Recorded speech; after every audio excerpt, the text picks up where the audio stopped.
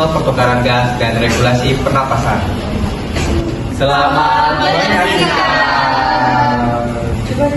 Sistem respirasi pada hewan merupakan salah satu proses vital yang menentukan kelangsungan hidup hewan tersebut. Respirasi bertujuan untuk memperoleh oksigen sebagai bahan bakar metabolisme sel dan membuang karbon dioksida sebagai hasil sampingannya.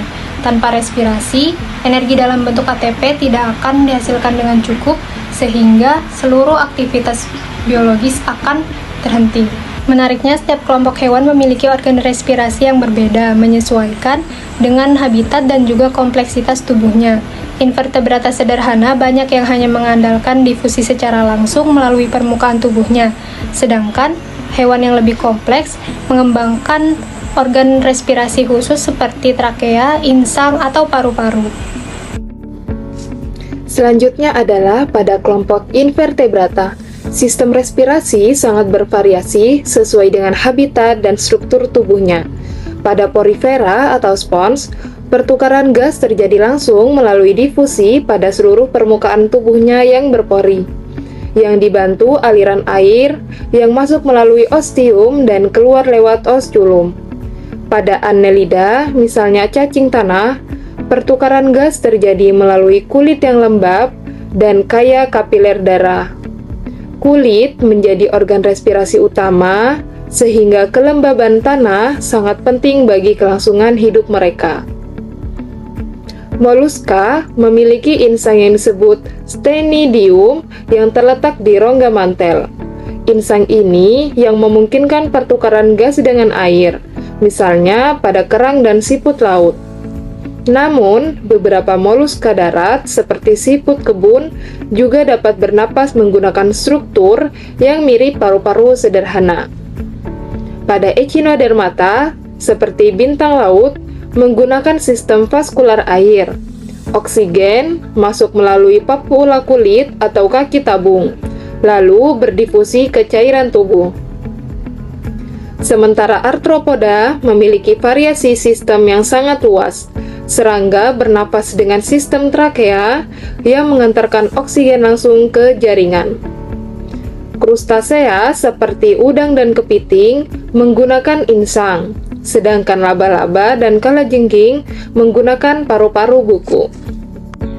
Ikan adalah hewan akuatik yang hidup di air dan bergantung pada oksigen terlarut yang jumlahnya sekitar 4 hingga 15 mg per liter, tergantung suhu dan faktor lain. Oksigen ini diambil oleh ikan melalui proses respirasi akuatik dengan menggunakan insang sebagai organ khusus untuk pertukaran gas.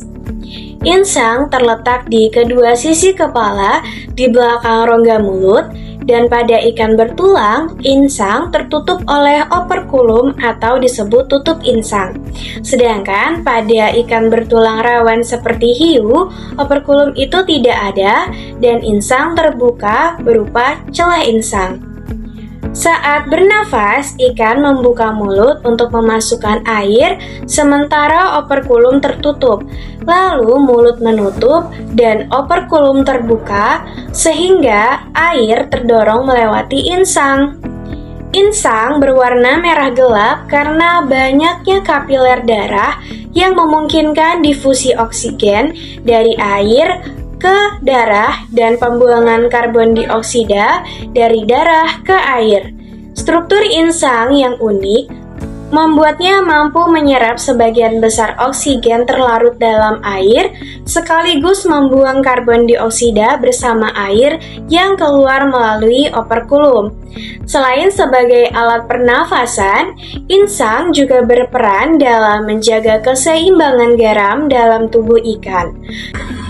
Amfibi seperti katak beradaptasi untuk hidup di darat maupun di air. Semua amfibi memulai hidup sebagai larva akuatik yang disebut berudu, dan berudu bernafas menggunakan insang serta kulit. Setelah mengalami metamorfosis menjadi katak dewasa, ia mengembangkan paru-paru untuk bernafas di darat. Katak dewasa dapat melakukan pertukaran oksigen dan karbon dioksida melalui 3 cara, yaitu kulit atau disebut respirasi kutaneus, melalui paru-paru atau disebut respirasi pulmoner, dan lapisan mulut atau rongga mulut disebut respirasi bukofaringeal.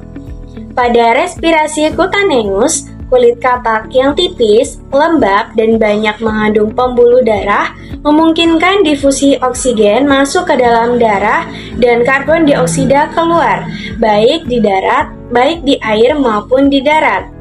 Kulit katak selalu lembab karena adanya kelenjar penghasil lendir dan lebih dari setengah respirasi katak dewasa terjadi melalui kulit. Bahkan saat hibernasi, inilah satu-satunya cara bernafas. Pada respirasi pulmoner, katak menggunakan paru-paru ketika aktivitasnya meningkat dan oksigen dari kulit tidak mencukupi. Berbeda dengan manusia, katak tidak memiliki tulang rusuk dan diafragma, sehingga udara masuk dengan cara menurunkan dasar mulut agar udara masuk melalui lubang hidung ke rongga mulut. Kemudian, mulut dan hidung menutup, dasar mulut terangkat sehingga udara terdorong melalui glotis masuk ke paru-paru. Pertukaran gas terjadi di paru-paru dan ketika mengeluarkan nafas, otot-otot paru-paru berkontraksi mendorong udara keluar. Selain itu, pada respirasi bukofaringeal, lapisan rongga mulut yang lembab juga menyerap sebagian oksigen dari udara yang dihirup dan melepaskan karbon dioksida. Dengan berbagai adaptasi respirasi ini, katak mampu hidup di dua habitat, baik akuatik maupun terestrial sesuai arti kata amfibi, yaitu kehidupan ganda. Reptil bernapas menggunakan paru-paru dengan struktur lebih kompleks dibandingkan amfibi. Paru-paru mereka memiliki sekat-sekat internal yang memperluas permukaan respirasi sehingga gas dapat dipertukarkan dengan lebih efisien. Pada burung, sistem respirasi jauh lebih maju. Paru-paru burung terhubung dengan serangkaian kantong udara. Saat burung menarik napas maupun menghembuskan napas, udara kaya oksigen tetap mengalir satu arah melalui paru-parunya.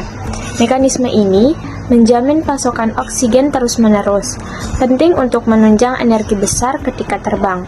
Sementara mamalia memiliki paru-paru dengan alveolus, kantong udara kecil yang jumlahnya jutaan. Alveolus memberikan luas permukaan pertukaran gas yang sangat besar, sehingga oksigen dapat masuk ke darah secara cepat dan karbon dioksida dibuang secara efisien. Pertukaran gas pada hewan terjadi melalui difusi, yang dimana oksigen masuk ke darah, karbon dioksida keluar. Oksigen di bawah hemoglobin, sedangkan karbon dioksida terutama dalam bentuk bikarbonat. Pusat pernapasan di otak mengatur frekuensi napas sesuai kadar CO2, sehingga respirasi selalu menyesuaikan kebutuhan energi, baik saat beraktivitas maupun saat beristirahat.